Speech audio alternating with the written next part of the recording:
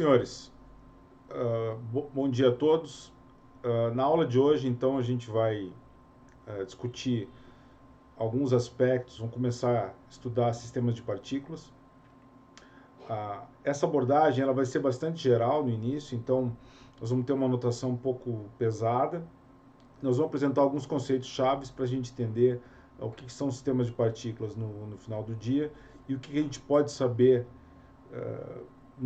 municiado não muito mais do que algumas informações sobre a natureza das forças que atuam nesses sistemas, né, e das leis de Newton. Então, basicamente, esse vai ser a base que a gente vai trabalhar, só que a gente vai trabalhar agora com um número indefinido de partículas desde o início. Tá? Então, a notação é um pouco pesada. Nós vamos introduzir alguns conceitos chaves, como centro de massa, conservação de momento linear, conservação de momento angular, em que caso isso acontece, forças externas, uma série de aspectos que são bastante relevantes. Bom, então, o que nós vamos fazer? Nós vamos fazer uma pequena introdução, vamos falar de centro de massa, quantidade de movimento linear de um sistema, momento angular e energia. Então, basicamente, são os tópicos que nós vamos tratar aqui.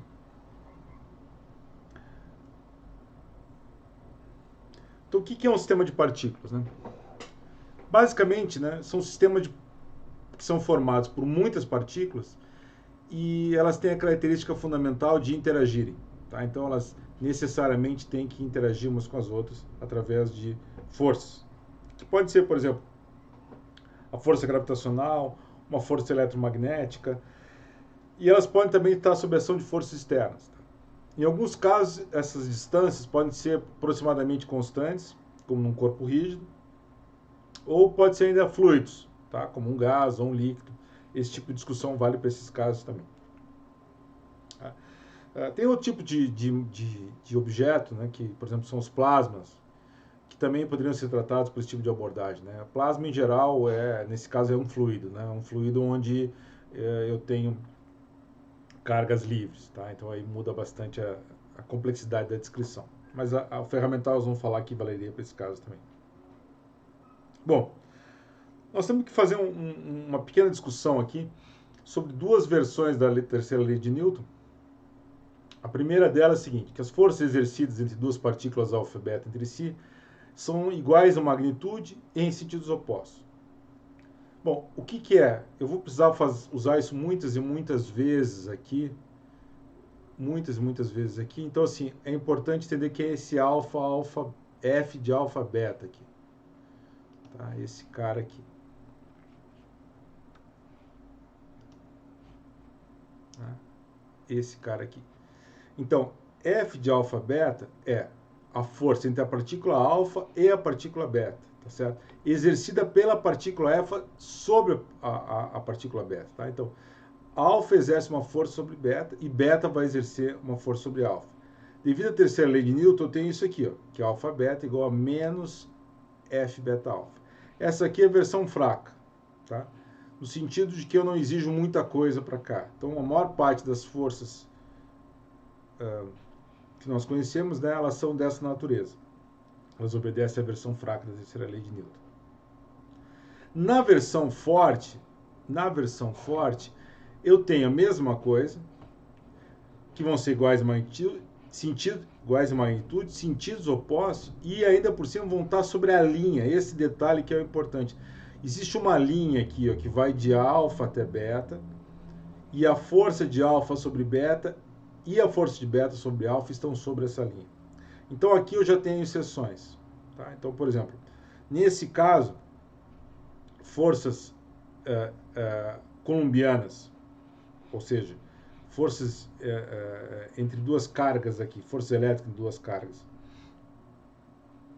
de natureza coulombiana, elas vão obedecer essa regra. Forças gravitacionais também. Se tiver uma mola, por exemplo, entre esses dois objetos, também vai satisfazer. Agora, se eu tiver uma força eletromagnética do tipo induzida pela corrente, imagina que alfa está se movendo e beta se movendo, eles vão gerar correntes aqui, e essas forças não vão mais obedecer a versão forte dessa lei de Newton. Elas vão ser opostas, mas não vão estar sobre a mesma linha. Bom, um conceito-chave aqui é o conceito de centro de massa. Qual é a ideia? A ideia é a seguinte: eu vou tentar, sobre algumas circunstâncias, ignorar toda essa complexidade, né? Imagina que eu tenho uma série de partículas interagindo entre si, e eu vou tentar, de alguma maneira, descrever esse sistema fazendo recurso a alguns comportamentos médios do sistema. Então, o que vai acontecer é como se o sistema como um todo tivesse um comportamento complexo, mas algumas propriedades que vão estar muitas vezes relacionadas ao centro de massa podem ser bastante mais simples de serem tratadas. Então, a ideia inicial é primeiro definir o que é esse centro de massa. Que a ideia basicamente é a seguinte: é como se todo o meu sistema de partículas se comportasse como uma única partícula com uma massa m, que é a massa total, localizada no centro de massa. Essa vai ser a ideia. Então, o primeiro conceito que nós temos que ter é o seguinte: eu tenho n partículas, cada uma com uma massa m alfa, tá? Então, cada partícula sempre é caracterizada por esse alfa aqui, tá?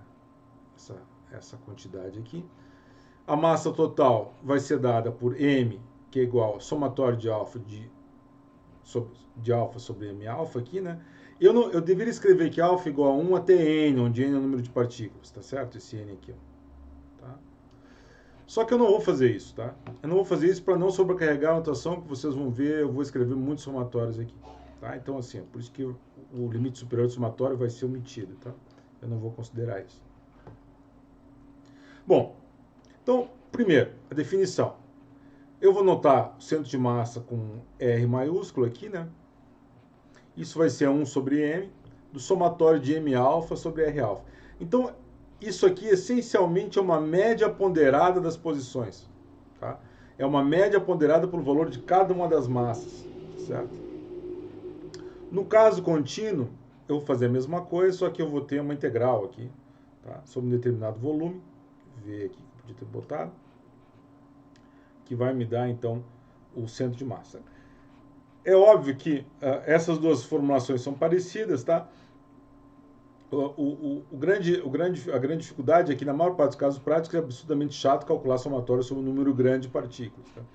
Então, aí tem uma coisa que eu comentei com vocês rapidamente na introdução, que é importante que a gente comente, é o fato de que eu, nessa abordagem aqui, em geral, não vou levar em conta a infraestrutura atômica. Tá? Eu não vou levar em conta o fato que são átomos, que tem os orbitais atômicos, que tem não sei o que, não sei o que, não sei o que. Eu vou imaginar isso aqui como um fluido, tá? Um fluido que vai ser basicamente alguma coisa totalmente contínua, que não vai ter partes, tá? Infinitamente divisível, de forma que essas duas quantidades aqui é o caso limite, basicamente, né?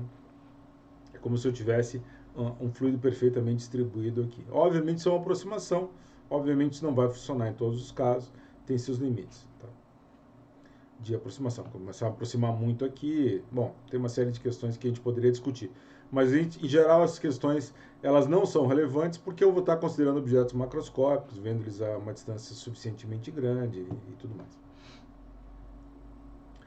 Bom, nós vamos fazer agora, parar e fazer um exemplo, que é, nós vamos calcular a posição do centro de massa de uma semisfera de raio A e densidade ρV.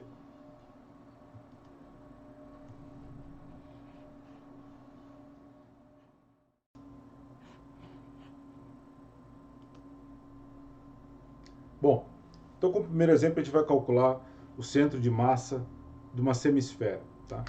Bom, esse é um problema relativamente interessante, né? Não é necessariamente tão trivial assim. Eu poderia usar coordenadas cartesianas, cilíndricas ou esféricas. Natural seria usar esféricas, né? Dado que se trata de uma esfera. O problema é que eu quero calcular a posição em coordenadas cartesianas. Tá? Eu quero calcular a posição em x, y, z. Então, isso não facilitaria muito usar coordenadas esféricas, porque eu tenho que misturar cartesianas e esféricas. Tá? Então, isso não facilitaria muito a minha vida. Se eu usar cartesianas, eu vou ficar com algumas integrais complicadas, então o melhor caso é usar realmente coordenadas cilíndricas. Bom, deixa eu anotar uma coisa importante aqui, que é o seguinte. Em coordenadas cilíndricas, eu tenho que z ao quadrado mais ρ ao quadrado igual a ao quadrado. Tá? Então, essa aqui é a equação de uma esfera em coordenadas cilíndricas. Z ao quadrado, lembre que ρ ao quadrado é x ao quadrado mais y ao quadrado. Isso é igual a porque, por hipótese, o raio da esfera é a. Bom, então eu vou calcular.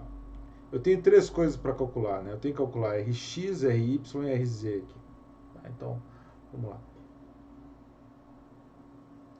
Rx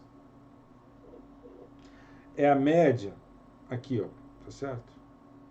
Só que o que acontece? É evidente que eu tenho um grande grau de simetria ao longo do eixo x, tá? Então esse lado vai ser exatamente igual a esse lado aqui. Então o que vai acontecer é que o centro de massa vai estar exatamente em zero. O mesmo argumento vale para Ry, tá? Ao longo de y vale a mesma coisa. Se a esfera fosse inteira, valeria para Rz também, mas não é o caso porque eu tenho uma semisfera, tá? Então aqui, esse exemplo de esfera aqui tá meio ruim, né? Melhor você dizer semisfera aqui como exemplo. Tá? Eu tenho só essa parte, só a parte superior de uma esfera. Bom, então vamos lá. Como é que eu calculo Rz? Rz, então, pela definição, vai ser 1 sobre m da integral sobre meu volume V de, vou usar x aqui, Alt Z, eu vou usar z dm. Bom, dm para mim vai ser a densidade volumétrica, não confundir com outro ρ, vezes V, tá? Porque eu estou assumindo que, vezes dV. Porque eu estou assumindo que eu tenho uma densidade uniforme aqui. Então aqui o que eu vou ter? Eu vou ter que Rz vai ter que ser igual a ρV sobre m da integral de V. Eu vou escrever, são três integrais aqui, né?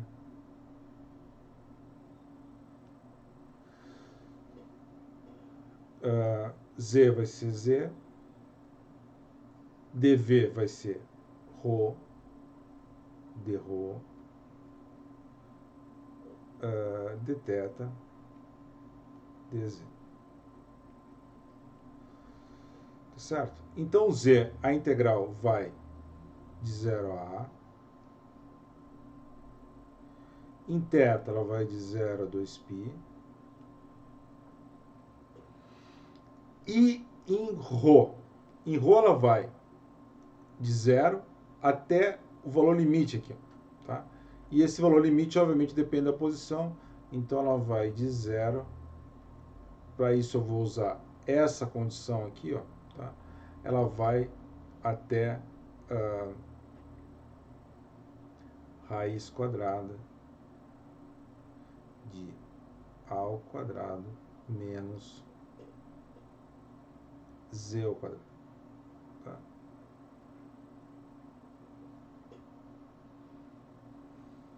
Então é isso.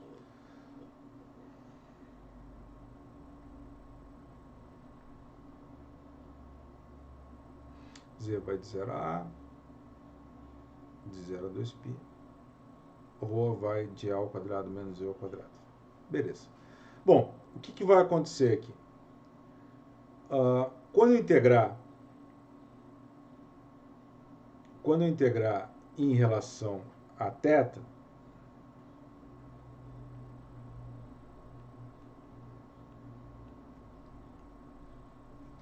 é trivial, vai dar um 2π.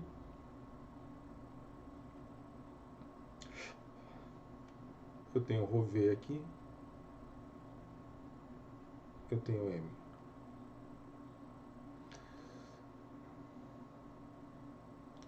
Eu tenho uma integral de 0 a A. A integral de ρ aqui, ó, tá? É trivial. Ela é ρ ao quadrado sobre 2 de 0 até a raiz quadrada de A ao quadrado menos E ao quadrado.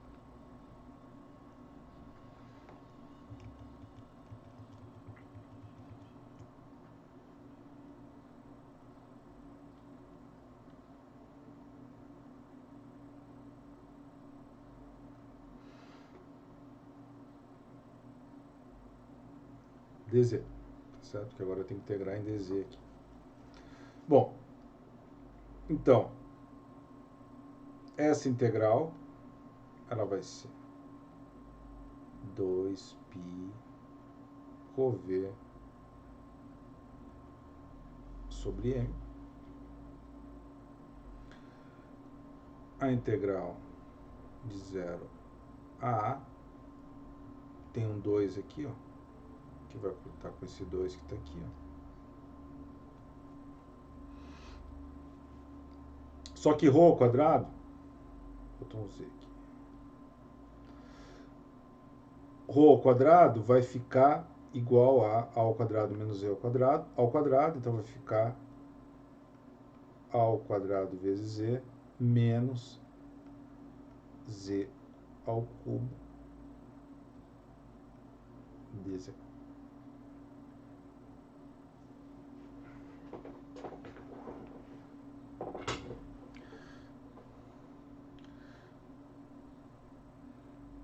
RZ.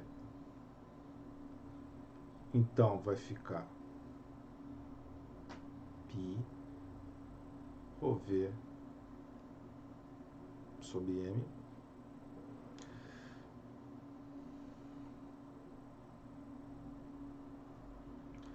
Eu fico agora com A ao quadrado, Z ao quadrado sobre 2, porque a integral em Z aqui, menos Z na quarta sobre 4, de 0 a A. Isso vai ser igual a π ρv sobre m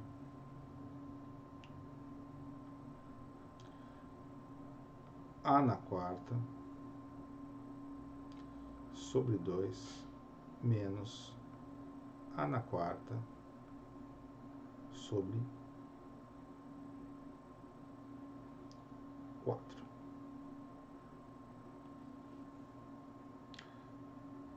RZ. Então vai ser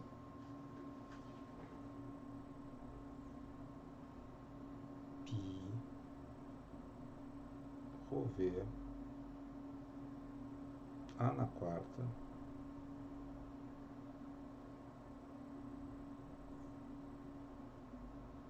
sobre 4m.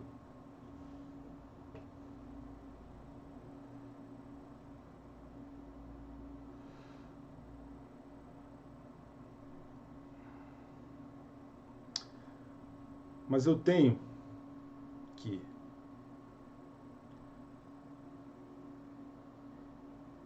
m igual a 2, que a área da esfera é 4π, né? Então é 2π 3 ao cubo vezes ρv. Então, o que vai acontecer? Eu vou ter que dividir esse m aqui, então vai ficar π ρv a na quarta sobre 8 π a ao cubo ρv multiplicado por 3. Aí vai cortar, vai cortar, cortar, vai cortar, vai cortar, vai cortar, e eu fico com 3/8 de A, que é a minha resposta